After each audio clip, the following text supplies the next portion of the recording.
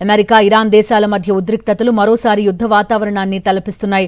Hormuz జలసంధిపై నియంత్రణ సాధించడమే లక్ష్యంగా ఇరు పక్షాల మధ్య 6వ రోజు కూడా భీకర దాడులు కొనసాగాయి.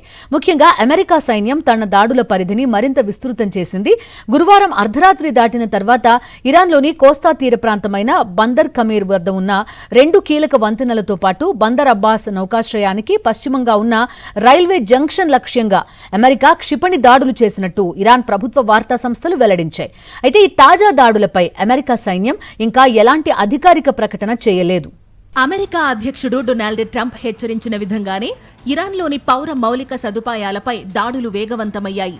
ఇరాన్లోని వంతెనలు, విద్యుత్ కేంద్రాలు, పౌర రక్షణ స్థావరాలను లక్ష్యంగా చేసుకుంటే ఈ ప్రాంతంలోని అమెరికా అనుబంధ మౌలిక సదుపాయాలన్నింటినీ నాశనం చేస్తామని ఇరాన్ సైనిక ప్రతినిధి ఇబ్రహీం జోల్పాగరి హెచ్చరించారు. ఇలాంటి దాడులు అంతర్జాతీయ చట్టాల ప్రకారం యుద్ధ నేరాల కిందకు వస్తాయని ఆయన స్పష్టం చేశారు.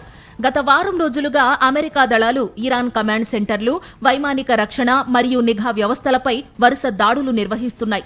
హార్ముజ్ జలసంధికి వాయువ్యంగా ఉన్న ఇరాన్ ఇంధన, అణు పరిశోధన కేంద్రాలు కూడా ఈ దాడుల్లో దెబ్బతిన్నాయి. ఈ ఘర్షణల నేపథ్యంలో ఇరాన్ సైన్యం జోర్డాన్, కువైట్ దేశాల్లోని అమెరికా సైనిక స్థావరాలపై క్షిపణులు, డ్రోన్లతో విరుచుకుపడింది. ఈ ఏడాది ఫిబ్రవరి 28న ప్రారంభమైన ఈ పోరాటం కొన్ని వారాల్లోనే ముగుస్తుందని ట్రంప్ భావించినప్పటికీ ప్రస్తుత పరిస్థితులు చూస్తుంటే ఇది మరో దీర్ఘకాలిక యుద్ధంగా మారే ప్రమాదం ఉందని విశ్లేషకులు ఆందోళన వ్యక్తం చేస్తున్నారు.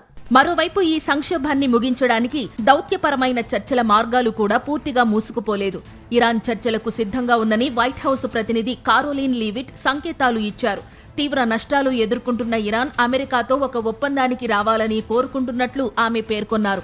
ఇటు ఇరాన్ ముఖ్య రాయబారి మహ్మద్ బాగేర్ గాలిబాఫ్ కూడా ప్రభుత్వ ప్రసార మాధ్యమాల్లో మాట్లాడుతూ హార్ముజ్ జలసంధిపై తమ నియంత్రణను సమర్థించుకుంటూనే దాడులను ముగించడానికి కొత్త చర్చలకు తాము సిద్ధమేనని స్పష్టం చేశారు. మరిన్ని అప్డేట్స్ కోసం ఛానల్ను సబ్స్క్రైబ్ చేయండి. నోటిఫికేషన్స్ కోసం బెల్ ఐకాన్ పై క్లిక్ చేయండి.